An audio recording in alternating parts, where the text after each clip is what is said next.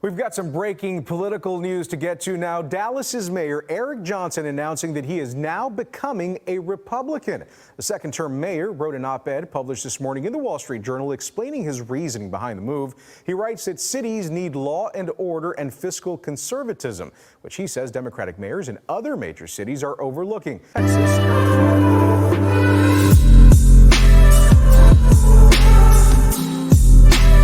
Another Democratic politician decided that the left was entirely too extreme for them.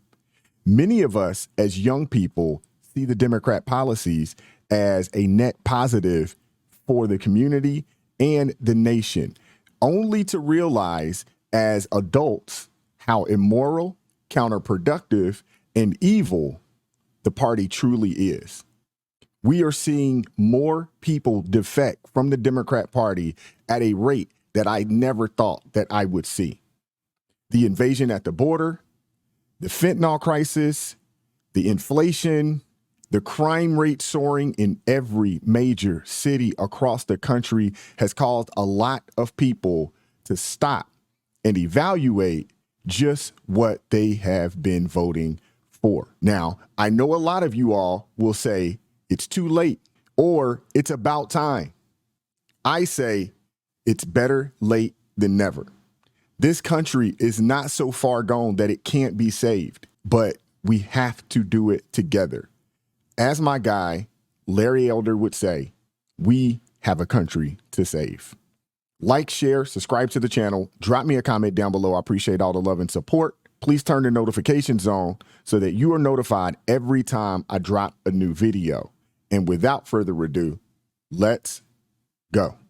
Dallas Mayor Eric Johnson is opening up for the first time on local TV about his choice to switch political parties and become a Republican.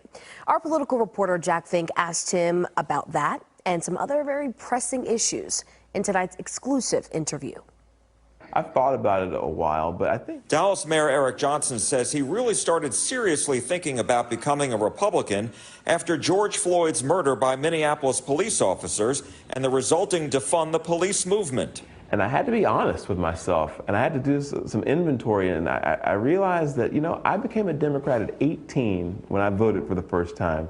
I turned 48 this year, and, you know, 30 years is a long time, and I'm not the same guy 30 years later. It became very clear to me that I was in the wrong party, and that there really is no conservative wing of the Democratic Party left. It's certainly not on that issue, and so I switched.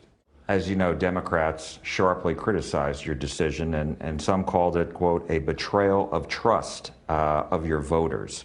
How do you respond to that? It doesn't even make sense. The voters in Dallas vote for a mayor on a non-partisan basis. When you have a high-profile member of a party leave, you have to say something, and I suppose there's something they came up with was he betrayed the voters. It's factually, it's on its face ridiculous, actually. We are long overdue. He says when he ran for mayor in 2019, he didn't run as a Democrat, but someone who could solve problems in Dallas, and that this year he ran on his record. To a major political shakeup right now in North Texas. You probably heard about it. Dallas, now the largest city in America with a Republican mayor. Mayor Eric Johnson made that announcement today. He says he's switching political parties, and our Andrea Lucia is showing us why. And the announcement came in an op-ed that Mayor Johnson wrote for the Wall Street Journal, in which he gives his explanation. But there is also a potential political advantage here. We are long overdue. A longtime Democrat, Mayor Eric Johnson, says he's ready for change. In the Wall Street Journal, he wrote, the future of America's great urban centers depends on the willingness of the nation's mayors to champion law and order and practice fiscal conservatism, a defining characteristic of the GOP. This has been a few months back, so I know this is not new news, but I wanted to share this with you all just so you all can see that things are changing. Every major city, I'll take that back, just about every major city across the country is liberal led. It's Democrat led, just about. Outside of, if I'm not mistaken, I believe San Diego as well as Jacksonville, when you look at larger cities across the country that has been Republican led, for the most part, majority of the major cities across this country, they are liberal led. And that is the case for a reason. A lot of those cities in the urban areas, they tend to have a higher black population. And what we do know is black people have voted blue no matter who for a very long time. I would assume that going forward, that is going to change. When you look at Atlanta, you look at Baltimore, you look at Chicago, you look at New Orleans, you look at New York, and you see what's happening in those cities. Crime rate are through the roof. You look at Chicago, crime rate is, I don't even know if you can say through the roof, but you look at the amount of illegals that they've had to deal with, displacing black people out of their community. They're getting a rude awakening and a wake-up call. Same thing happening up in New York City. Same thing happening up in Boston.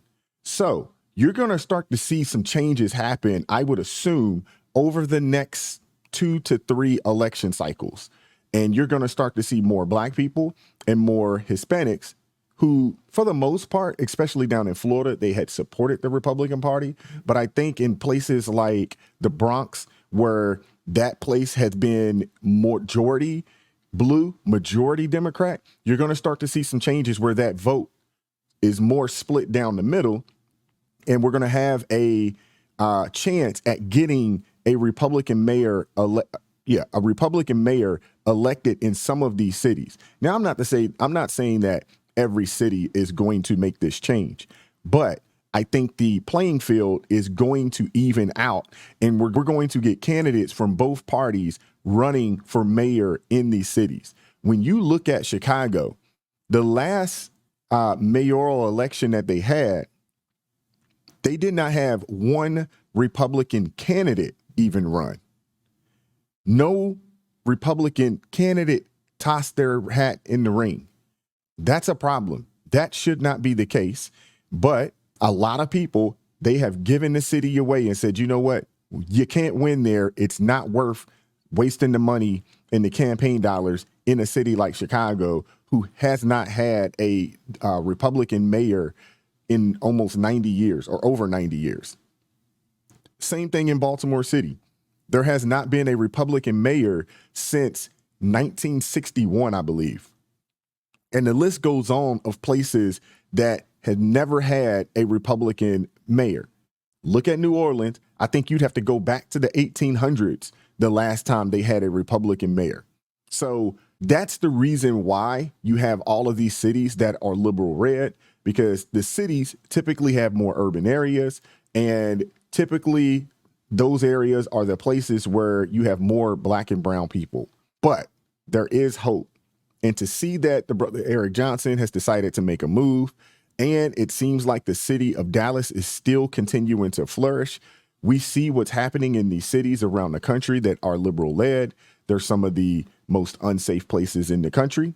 Crime rates are through the roof. School systems are terrible, so forth and so on. The list goes on.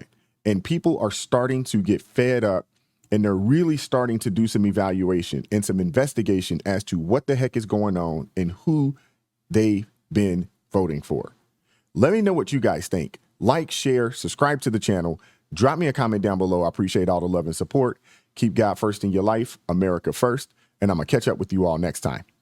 Peace.